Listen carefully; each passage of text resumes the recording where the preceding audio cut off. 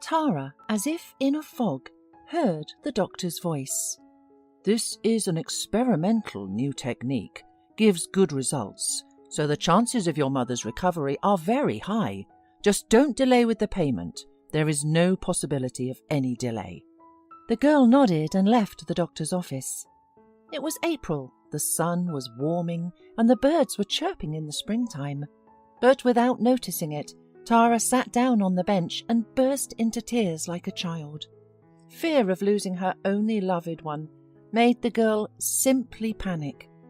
The sum, with a huge number of zeros, was spinning in her head, which she needed to find urgently. After calming down, she slowly walked down the alley, sinking into deep memories. The grey, dull walls of the orphanage, indifferent and aloof nannies, and angry, cruel children constantly trying to hurt the silent and closed little girl with 2 pigtails were before her eyes. Tara had hated this place since she was a little girl. She often sat on the windowsill and watched as parents led the children to school by the hand, carefully adjusting their clothes and telling them something. Why do they have mummies and daddies, but I am all alone and no one wants me? Tara was 8 years old when a pretty, smiling woman came up to her and asked with embarrassment, "Tara, would you like to live with me? I'd like to be your mother." Tara confidently put her hand into the new mother's hand, and they never parted again. When Tara graduated from high school, she began studying to be an elementary school teacher. Along with her studies, she earned a part-time job as a waitress in a cafe, and soon she fell in love at first sight with a regular in the cafe. The guy was incredibly handsome, well-groomed, looked meaningfully at Tara, gave good tips, and once left his phone number. Thus began their romance. Tara, like a naive fool, dreamed of a quick wedding and children. She was unaware that Irvin had such girls in every cafe, and all he wanted was to enjoy the new body. After getting what he wanted, he began to look for a new candidate, and Tara made conclusions and stopped paying attention to men. And soon her personal life was no longer in focus. She began to notice that her mother became pale. She lost a lot of weight. She often got tired, and after the workday fell without energy. Her appetite was completely lost. Sarah refused to go to the doctor, but when she fainted in the middle of the kitchen, Tara literally dragged her by force to the examination. And so, today the doctor frightened Tara with a diagnosis, expensive medications, and possibly a bone marrow transplant. When Tara came home, she tried not to show her worries, but the mother is the mother. She understood everything and asked to say the truth. Tara told her mother everything that the doctor said and burst into tears. "It's okay. It's God's will. Don't cry. I'll be better in the morning. Go to sleep." But Tara was not sleepy. She spent half the night thinking and finally found a solution. Early in the morning, she happily ran into the kitchen, made breakfast, and called her mother. "Mum, I've got it all figured out. We'll sell our apartment and buy a smaller one with surcharge, and we'll spend the money just for your treatment. Why do we need such a big apartment? Yes, the location is good, but we will be fine in another place too." Sarah shook her head doubtfully, but Tara was adamant. She took up the cause with enthusiasm, and buyers were found fairly quickly. The deal was done, and Tara had a week to move out. But trouble happened with the purchase of the new home. Because of her inexperience and credulity, Tara was taken in by a swindler. When she went to look at the house, she liked it very much. But the seller showed her one house, but sold an entirely different one. The fact was that the street names were different by a single letter. The house numbers matched, and Tara did not even have a shadow of a doubt. Instead of a cosy cottage with a beautiful garden, she and her mother ended up in a derelict old house in a remote suburb. Realizing the mistake, Tara was terribly upset. She cried and blamed herself. Sarah was equally horrified, but there was no time for arguments and trials. The woman was getting worse and worse, and she was urgently admitted to the hospital. Tara paid for everything and began to set up households. At first, she was devastated by the miserable shack they had to live in. The yard was overgrown with weeds up to the waist. The house was dusty and dirty, and in some places the floor was rotten. But soon she pulled herself together and, rolling up her sleeves, began to work with enthusiasm. She washed the windows and everything in the house to shine, asked her neighbour to cut down bushes and mow lawns. She plastered all the cracks and crevices and replaced the wallpaper. She was exhausted, and every night she went to bed without energy. But she had a goal. She wanted to get everything done by the time her mother came home from the hospital. After a course of treatment, Sarah felt much better. One evening, they heard a pitying squeak. A puppy was whining under the fence, tangled in some strings. "Mum, look how cute he is," said Tara, taking him in her arms. "Can we keep him? I'll name him Archie." Sarah nodded with a smile, and so the three of them began to live together. Soon Tara became a teacher at the local school, and life was slowly getting better. Only one thing overshadowed the girl. The local bully, Peyton, began to molest her. The young man liked to drink, lived at the expense of a rich and influential father, did not work, and since childhood did not know any refusal. Tara couldn't stand him, but he wouldn't give her a break. "Tara, don't show off. Marry me. You'll be rolling like cheese in butter. Have you heard who my father is?" The girl had told him 100 times that she did not and would not love him, but all this made him even angrier. She tried not to cross paths with Peyton, but soon an event happened that turned her life upside down completely. One evening, Sarah was finishing watching her favourite TV series. Tara was checking her pupils' workbooks when suddenly there was a persistent knock. When she opened the door, she saw in front of her a tall, thin, unshaven man with a backpack over his shoulders. "Hello, who are you?" The guy was indignant in turn too. "I have the same question. I actually came to my house." Tara was surprised, but calmly replied that she bought this house 3 years ago from Lucas Martin. Hearing this, the man went pale and put his hands on his head in despair. Sarah brought him a glass of water. "Here, drink it. Don't worry so much. Come into the house. Tell us everything in order. We were just about to have dinner," she fussed. Tara followed her into the kitchen and whispered, "Mum, are you out of your mind? We don't know him. You never know what's on his mind." The woman looked at her daughter reproachfully and quietly replied, "Things happen in life. I feel he is not a bad man. He's just in trouble. We'll find out." Putting the food on the table, Sarah cooled the stranger. He ate all with greed and appetite. Evidently, he had not eaten anything for a long time. And then he told his story. "My name is Kevin. My father died early, and my mother found a man who was raising a son, Lucas. My life immediately became bitter. Lucas was naughty, and then he blamed everything on me. I tried to talk to my mother about it, but all I heard in response was that I should be patient and try not to quarrel with Lucas. That's why I started working as a construction worker early and moved away from them. My own father left me this house. I didn't even know how Lucas could sell it to you. He is a great swindler. By the way, I went to jail because of him. Lucas got into a drunken brawl. It ended tragically. He was already on probation, so he persuaded me, a young fool, to take his blame. He said they wouldn't give me much, and then I'd be amnestied, and I'd be back in a year like nothing had happened. But I got the full penalty in court. Lucas never even came to see me. Didn't even say thanks. Now, who needs me? I was in jail and I'm a bum now. What a fool I am. Thank you, people, for the meal. I'll leave you now. It's getting late.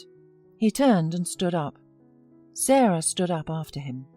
No, out of the question. Where are you going to go at night, Kevin? Stay with us. Live with us for some time. It's not your fault you're the victim of a bad man. There's a room over there that's empty. I'll take the things out of it and make up the bed for you. Kevin was embarrassed, but he had nowhere else to go, so he agreed. First, Kevin did the men's chores around the house, and then got a job as a driver at a poultry farm. He turned out to be polite and well-mannered, and in the evenings he and Tara often took walks by the lake, enjoying the coolness of the water and talking a lot. Tara had never experienced this before. With Irvin, she felt burning passion. She was like a madwoman ready to run after him wherever. But there was a wholly different, deep and reverent feeling between her and Kevin. She was attracted to him. He smelled reliability and peace. Quite imperceptibly, the couple became closer. They felt so good and comfortable together, as if they had lived their lives together. And only Peyton was terribly annoyed that Tara chose some convict over him and dishonoured him to the entire neighbourhood. He began insulting Tara by picking her up outside the school. Tara kept quiet and didn't say anything to Kevin. She didn't want him to get into a confrontation, because he had just come out of prison. But he already saw that his beloved was not herself, and once he firmly told Peyton that one more word and he was not responsible for himself.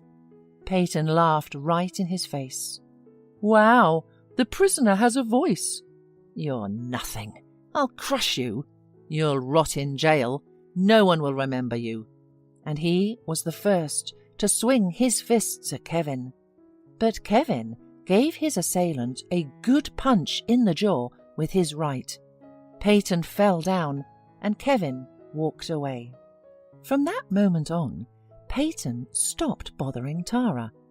The couple calmed down, thinking that he had come to his senses and left them alone. But how wrong they were.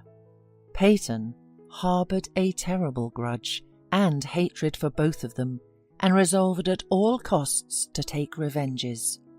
One day, drunk as a skunk, with his friends Paul and Sam, who obeyed the rich ringleader unconditionally, Peyton told them his criminal plan.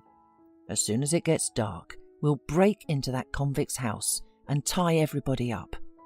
Then we'll pour gasoline all over it and set it on fire. No one will even look into it. Our precinct officer is my dad's friend. Paul wasn't against it, but Sam hesitated. Peyton, aren't you overreacting? I'm okay with beating somebody up, but that's different. Peyton pounded his fist on the table. So you got cold feet. Well, I still have those documents in my safe, the ones that should have put you in jail a long time ago. It was my daddy who saved you. Or have you already forgotten? Sam became humble, and an hour later, the three, quite tipsy, broke into Tara's house, kicking in the door. Come out, Kevin, we'll deal with you. Bring your teacher so she can see who's the real boss here. The bullies cackled wildly, but they didn't consider the most important thing, that there was a big dog in the house. When Kevin and Tara ran into the hallway, there was already a fierce battle. Archie was fighting to the end, bleeding, but the forces were unequal, and he fell to the floor, unable to rise again. Sarah ran screaming to the neighbours. She cried and said all the prayers she knew to herself, hoping that a miracle would happen, and her family would not be hurt. Kevin fought and defended his bride's honour and his home from the unwanted guests, but the hooligans quickly felled him to the ground. Fortunately, several men from the neighbouring houses came running in time. They were able to overpower the attackers, tied them up, and called the police. During their arrest, Peyton shouted curses, but Kevin and Tara did not hear him. They leaned over Archie. Tara was crying profusely. "Sweetheart, don't die! I'm begging you! Kevin, save him, please!" sobbed the inconsolable woman. The man carefully put the dog on the blanket and rushed to the local paramedic. When he saw the dog, the sleepy paramedic scratched the back of his head. "It's not a human. I've never stitched wounds on a dog before. I don't know if I can." "All right, bring him inside." For 2 hours, the elderly paramedic fiddled around with the dog. At last he came out, sat down tiredly on the porch, and lit a cigarette. "Kevin, the wounds are serious. I did everything I could. If he survives the night, he'll be fine. And if not, don't be angry. I'm not God." Kevin heartily thanked him and carefully picked up the sleeping dog and carried him home. They did not leave Archie's side all night. Tara stroked his head and whispered, "Live, my dear. Don't dare to die. Thank you. You saved all our lives. You are my hero." Fortunately, the crisis was over, and in the morning the dog opened his eyes, licked his owner, and quietly whimpered in pain. Tara and Kevin nursed him for a long time, injected antibiotics and treated wounds, fed him the most delicious food. Their love and care created a true miracle, and the dog recovered. Meanwhile, a detective came from the city, and Peyton and his father's dark dealings and machinations were uncovered. As a result, they were punished. Once, in the fall, Kevin tried to start the fireplace, but it did not work. He checked the chimney and discovered that the entire brick pipe was in a terrible state. As he removed the bricks, he fumbled with his hand for a square object. It took him a long time, and finally he pulled out an old box. Tara came over, and when they opened it, everyone gasped in amazement. There were old silver and gold coins. Kevin was taken aback. "I remember my dad telling me about my great-grandfather, who sort of got rich in the mines, but he was very greedy and left my grandfather nothing. My grandfather dug through the whole plot searching for treasure, but did not find anything, and it turned out there was his inheritance." "Oh my gosh. Well, darling, will you marry me now that I'm not quite a pauper?" Tara hugged him. "Silly, I love you both with and without money.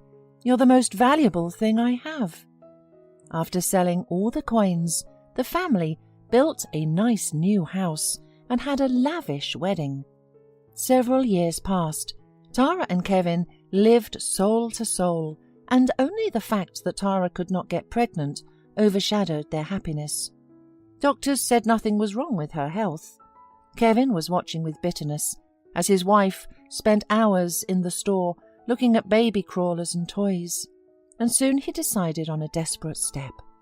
One day he picked Tara up from work, and she was shocked when he drove her to the same orphanage where she had once been raised. "Kevin, why are we here? I don't have the best memories of this scary place." The husband took her hand and looked her in the eye.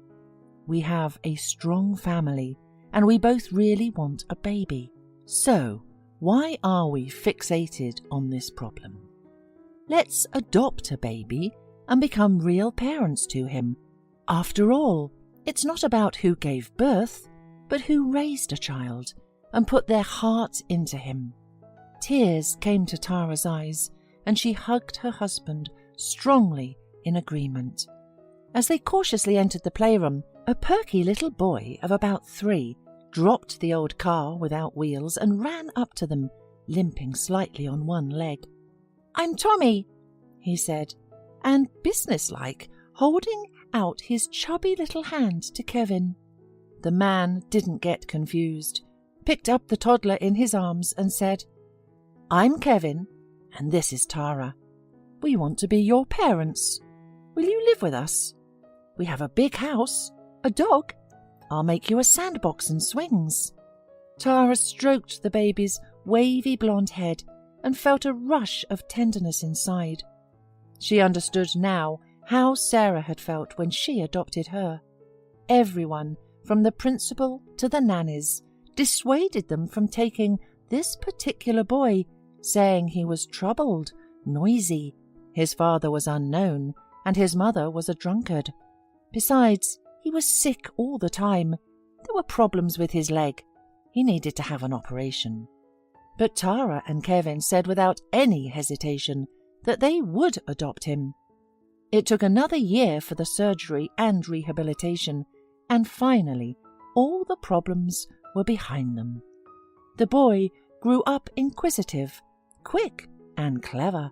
Kevin often took him fishing, and Tara read him stories about pirates and adventures, and every time she put him to bed, she said the 3 cherished words with pleasure: "I love you." And soon Tara noticed that she was starting to feel nauseous in the morning and wanted to sleep terribly. And she also started to eat pickles all the time. Her mother couldn't take it any more and said, "Daughter, why don't you go and see a doctor? I'm no expert, of course, but I think you're pregnant." There was no end of joy when the ultrasound showed that Tara was pregnant with twins. Kevin was over the moon. At the due date, the adorable twins were born. One day, Tara said to Sarah, "Thank you, Mummy, for choosing me back then, and then you didn't send Kevin away. You're the best one I have." The woman only grinned. "I had nothing to do with it at all. God's plans are always better than ours. You just always have to do good, and it will surely come back 100-fold."